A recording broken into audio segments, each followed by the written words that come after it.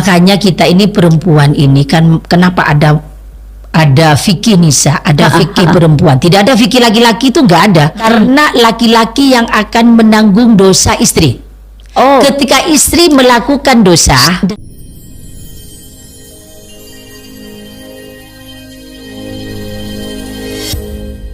Assalamualaikum warahmatullahi wabarakatuh. Halo sahabat Nahdiyin, bagaimana kabarnya? Jumpa lagi dengan kami di channel YouTube NU Surabaya. Nah, bersama kita sahabat Nahdiyin ada sosok sahabat Fatayat NU Surabaya. Beliau bernama Nyai Haja Hadijah Nafis MAG. Beliau di Fatayat Surabaya ini selaku koordinator bidang dakwah. Wah, ini berarti sudah pas ini kalau misalnya udah mengundang beliau.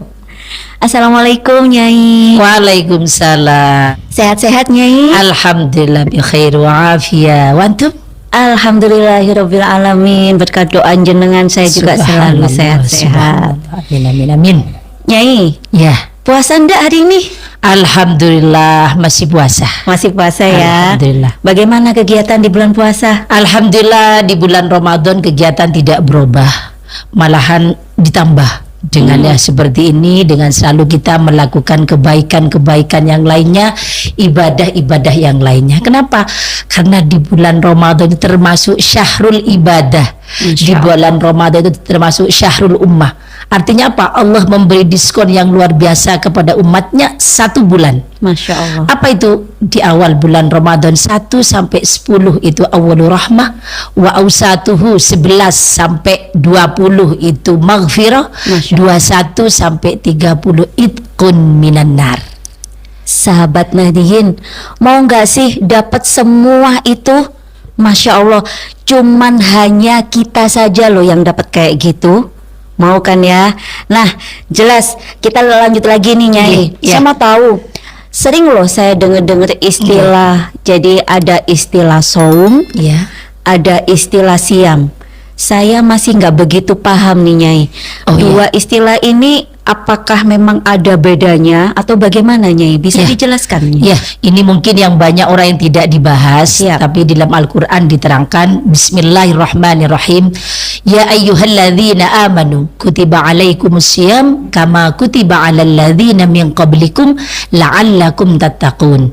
Kemudian di dalam puasa itu cuma di dalam Al-Quran dibaca cuma 1 kali. Kalau siam itu dijelaskan 19 kali. Apa arti dari itu semuanya? Kalau saum itu secara umum, secara umum itu bisa menahan. Seperti kisahnya itu mukjizatnya Nabi Isa pertama kali ketika beliau ditanya, kamu lahir tanpa bapak, siapa? Beliau menahan sampai bayinya itu saum menahan sampai bayi itu ngomong sendiri kalau dia itu adalah bukan anak zina. Itu saum. Itu artinya secara umum ya, bisa nahan dari omongan yang jelek, bisa nahan dari tadi itu. Tapi kalau siam itu murni adalah puasa. Makanya kata-kata puasa ini, siam itu menahan dari hawa nafsu. Orang itu semarah apapun biasanya di bulan Ramadan itu menjadi sabar. Misalnya contohnya begini, ketika di bulan Ramadan dia orangnya pemarah, kemudian dia dimarus katanya istrinya, misalnya guyon sama istrinya, Mas kok nggak marah? Ya nanti habis maghrib. Itu seperti itu. Siam. Kemudian di akhir ada la'allakum tattaqun. La'allakum tattaqun di sini adalah wiqayah. Kenapa? As-saumu itu junnatun. Puasa itu adalah junnah, benteng. Ada jannah, ada jinnah. Yang jannah jelas artinya surga. Kalau jinnah itu adalah jin. Tapi kalau junnah adalah benteng. Benteng dari kalimat tadi, ayat Al-Quran tadi, la'allakum tattaqun, itu dari tattaqun dari wiqayah, wiqayah itu dari benteng. Artinya orang yang berpuasa dengan mansoma Ramadana imanan wahtisaban ghufirallahu ma taqaddama min dzambihi. Siapa orang yang berpuasa karena beriman kepada Allah, wahtisaban dan mengharap ridho Allah atau mengharap ampunan Allah, ufirallahu ma taqaddama min dambihi, maka dosa-dosa yang telah lalu Allah ampuni semuanya. Masa kita tidak tahu? Masya Allah. Makanya la'allakum tattaqun itu adalah kembali kepada tattaqun, bertakwa. Bertakwa artinya wiqayah, puasa itu yang benar-benar bertakwa itu akan menjadi junnah, akan menjadi perisai penghalang kita dari api neraka. Alhamdulillah, makin bertambah loh ya ilmu kita, sahabat Nahdiyin. Mau dong nambah lagi ya. Baik, setelah tahu nih kita ya tentang istilah saum, istilah siam, Nyai, ini banyak nih dialami oleh kita. Iya, iya. Khususnya yang fatayat ya, yang perempuan, Nyai. Saya mau nanya yang lebih khusus lagi, nggak apa-apa ya, Nyai? Iya, nggak apa-apa. Oke, tentang ini nih, kita lagi mens ya, pada saat bulan puasa. Nah, misalnya saya nih, saya sudah waktunya suci, mandi suci. Nah, waktu seharusnya saya suci itu sebelum subuh, saya ketiduran. Sampai kemudian bablas nih, sampai jam 11. Saya baru akan mandi suci. Itu kira-kira saya setelah mandi suci itu, apakah saya boleh niat puasa pada hari itu juga atau bagaimana, Nyai? Itu kalau misalnya jenengan dari sebelum subuh ya, itu darah sudah habis. Perlu diketahui bahwa banyak orang yang haid itu tidak bisa membedakan. Tidak ada darah itu belum tentu itu suci. Tidak ada darah, artinya begini, tidak ada darah belum tentu suci. Itu kita bisa lihat dulu dari kapas. Kalau sebelum subuh, sebelum imsak, dia itu sudah jelas, sudah putih, artinya dia sudah suci. Tapi dia itu mau bersuci, dia ketiduran sampai dia jam 11. Gimana hukumnya? Maka orang itu tetap tadi keramas jam 11 dan imsak dia berpuasa sampai maghrib. Ada ulama yang berpendapat, ulama yang pertama mengatakan kalau dia dari subuh sudah tidak makan, tidak minum, dan dia sudah niat, itu sudah sah puasanya. Oh gitu. Tapi ada ulama lain yang mengatakan dia termasuk punya hutang, karena dia sampai jam 11. Al-imsak itu menahan itu, artinya dia itu karena dia sudah suci, berarti dia itu sudah harus tidak makan sampai dia maghrib. Tapi tetap punya hutang. Okay. Tapi madhab Syafi'i mengatakan itu kalau memang dia sudah melakukan syarat rukunnya puasa, dia tidak makan dari imsak tadi dan tidak minum dan sudah niat, maka dianggap itu puasa. Tapi makruh itu hukumnya ya. Jadi kayaknya lebih dibalikin aja ya. Saya maunya itu dihitung puasa atau enggak, atau srek saya itu udah deh dibikin utang aja. Kayak gitu. Oke. Mudah-mudahan kita ini, makanya kita ini perempuan ini kan kenapa ada fikih nisa, ada fikih perempuan. Tidak ada fikih laki-laki, itu nggak ada. Fikih nggak ada ternyata, sahabat. Nggak ada. Kenapa? Gak ada fikih permasalahan. Iya, permasalahan yang complicated itu perempuan. Nah, makanya di situ masalah haid aja itu sampai ada fikhun nisa, ada risalatul mahid, penjelasan tentang haid luar biasa. Sampai tentang puasa itu ada puasa perempuan, nggak ada tentang puasa laki-laki, yaitu karena dari segi niat, dari segi apapun itu ada di situ semuanya. Tapi bukan berarti yang laki-laki nggak boleh tahu dong tentang wajib tahu. Wajib tahu. Kenapa saya bilang laki-laki wajib tahu? Kenapa wajib tahu? Biar tahu semua. Sahabat laki-laki wajib tahu karena laki-laki yang akan menanggung dosa istri. Ketika istri melakukan dosa, dengerin ya, dengerin. Ketika laki-laki punya istri, makanya laki-laki perempuan melakukan dosa, maka istri yang menanggung. Suami yang menanggung. Tapi suami yang melakukan dosa, istri tidak menanggung. Itu bedanya. Saya mau cerita loh ya, ini tentang Kiai Haji Maimun Zubair. Ketika beliau ada seorang perempuan ngadu kepada Kiai Maimun Zubair, beliau mengatakan, "Yai, saya mau bercerai, Yai," gitu. "Kenapa mau bercerai?" "Iya, Yai, saya mau bercerai, Yai," gitu. "Suami saya tidak menafkahi bla bla bla bla." Sudah sembarang kali lah. Oke, kamu sholat dulu 2 rakaat. Sholat dia. Sudah tenang? Iya, Yai. Sudah. Kamu jangan bercerai. Terus kenapa, Yai? Walaupun dia tidak ngasih nafkah ke kamu, minimal dia itu jadi penghalang dari nerakamu. Kok bisa Yai? Karena setiap kamu berbuat dosa, suami itu yang menanggung dosamu dari api neraka. Itu kemudian yang perempuan tadi berpikir, iya ya. Akhirnya beliau kembali lagi kepada suaminya dan menjadi sakinah mawaddah warahmah. Para suami, dengerin ya para suami. Tapi suami istri yang solehah tidak akan mengajak suaminya ke neraka. Nah, dia harus balance ya antara istri dan suami. Emang harus ya dapat yang selevel sefrekuensi itu, Masya Allah. Menikah itu harus sefrekuensi. Kita berteman aja tanpa sefrekuensi itu nggak enak. Ya. Apalagi suami istri tidur sembarang kali bersama, kalau tidak sama satu pemikiran, satu misi, Kak. Jadi ngelatur ini ya. Kita ngomongin apa, bahasnya apa nih? Tapi nggak apa-apa. Ini tambahan ilmu. Baik Nyai. Ada lagi nih. Masih tetap seputar menstruasi. Ini contohnya aja. Saya banyak loh ditanya sama temen-temen Nyai. Jadi misalnya nih ada noda darah yang itu kemudian lengket ke baju saya nih. Udah saya cuci berkali-kali misalnya, tapi itu noda kok masih ada walaupun emang udah banyak berkurang. Hukum saya pakai baju itu bagaimana Nyai? Ya, darah itu kan termasuk najis ya. Cara menghilangkan najisnya itu ada rasanya, launuhu, kemudian ada warnanya, kemudian ada bentuknya, ada apa namanya, rihuhu, ada baunya. Bau darah itu sudah dibuang. Kemudian warnanya apa namanya itu, darahnya sudah nggak ada. Cuman ada sisa-sisa di situ yang sudah dikasih baik clean, tapi enggak, itu termasuk diampuni, itu termasuk boleh gitu ya, termasuk suci.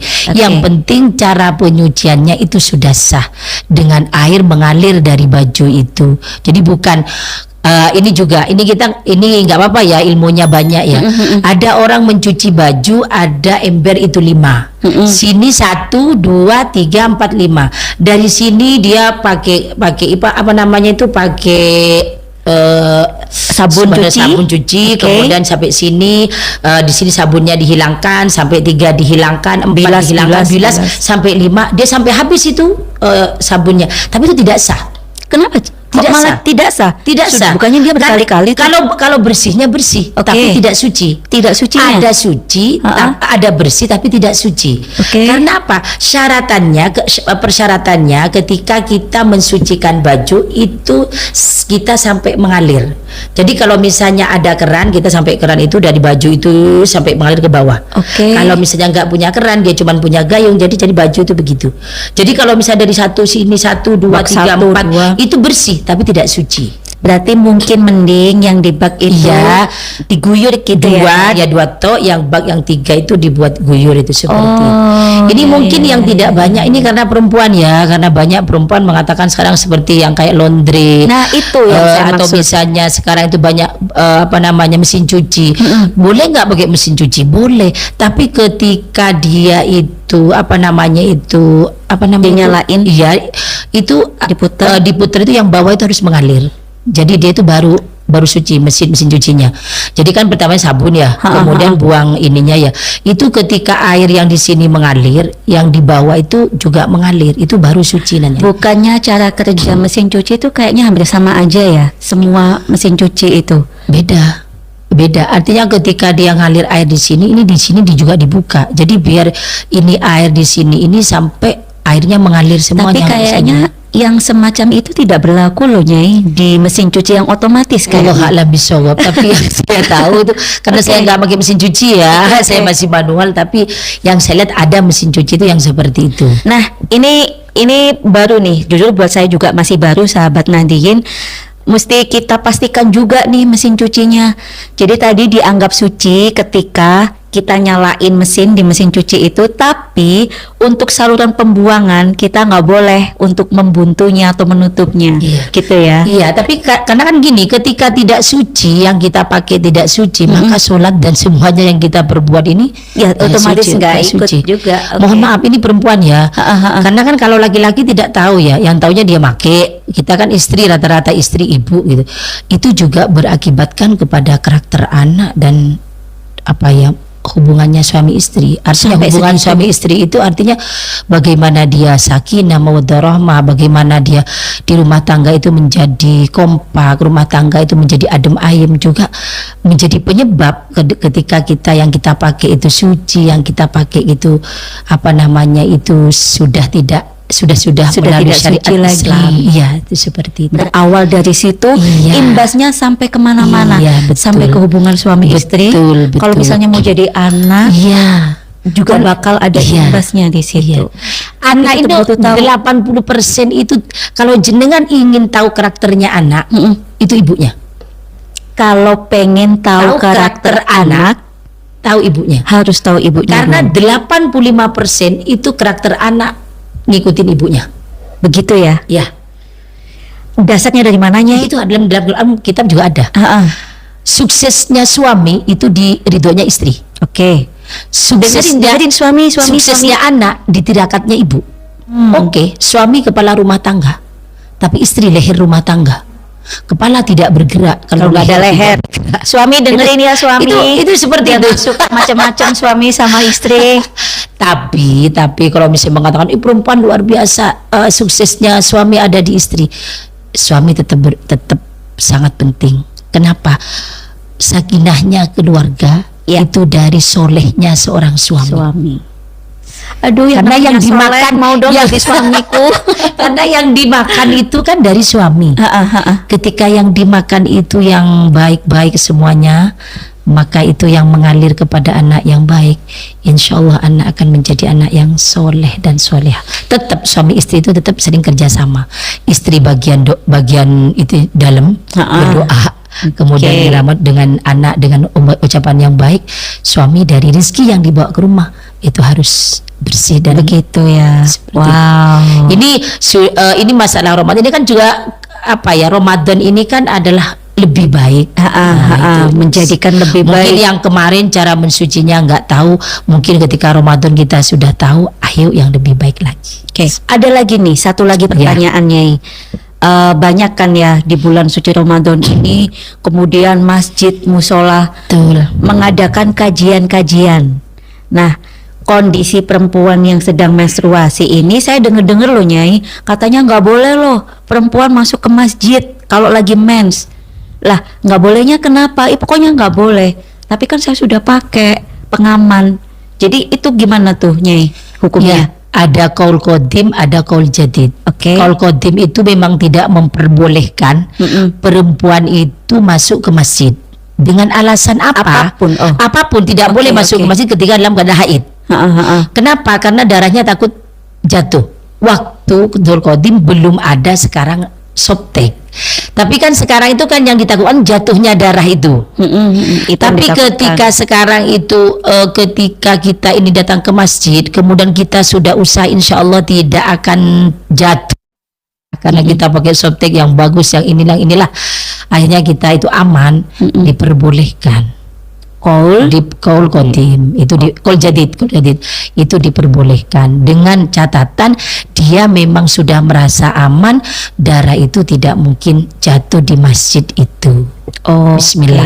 Kalau ikut kajian monggo silahkan, tapi dengan sangat yang hati-hati, tidak boleh sampai ke sajadah kita itu ya, duduk ya kita di tempatnya kita yang memang sudah nggak ada sajadah, kita mendengarkan kajian itu. Oke, berarti balik lagi ya. Ya. Terserah apakah mereka mau ikut yang kaul qadim atau kaul jadid, yang penting sama-sama yakinnya sumbernya yang jelas. Ya, gitu ya. yang penting kita kan gini, sebenarnya itu orang itu banyak nggak usah lah, saya nggak usah ngaji, saya nggak usah ini, kenapa diberatkan, si Islam itu enak kok. Yang penting kan tergantung kepada kitanya bagaimana kita ini menjalankan. Satu, yang penting tidak melanggar syariat dan adat istiadat. Itu aja. Siap. Iya. Oke, baik. Terima kasih sekali Nyai Hadijah Nafis. Masya Allah, sangat berarti sekali ilmu yang kita dapat saat ini, sahabat Nadiyin. Yuk, kita tetap berikhtiar. Semoga di bulan suci Ramadan tahun ini kita benar-benar menjadi pribadi yang jauh lebih baik lagi dibanding pribadi kita yang dulu-dulunya nih. Baik. untuk saat ini kita cukupkan sekian. Terima kasih Nyai Hadijah. Sama-sama, Assalamualaikum. Baik, terima kasih sahabat Nahdiyin. Jumpa lagi nanti di waktu dan di gelombang berikutnya. Terima kasih. Wassalamualaikum warahmatullahi wabarakatuh. Waalaikumsalam warahmatullahi wabarakatuh.